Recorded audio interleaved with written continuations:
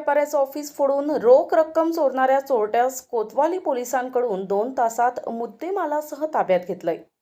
दिनांक 19 जुलैला फिर्यादी सागर मिलिंद गायकवाड राहणार दूधसागर सोसायटी केडगाव अहमदनगर यांनी फिर्याद दिली की 17 जुलैला सकाळी 6:30 वाजेच्या सुमारास त्यांच्या केळीच्या गोडाऊनचं ऑफिस बंद करून मार्केटला गेले असता त्यांचं गोडाऊनचं ऑफिस अज्ञात चोरट्यांनी कुलूप तोडून गल्ल्यातील 1,10,000 रुपये चोरून नेले अशी फिर्याद दिल्यानं कोतवाली पोलीस स्टेशनमध्ये गुन्हा दाखल करण्यात आला होता। सदर गुन्ह्याचा पुढील तपास पोलीस करतायत।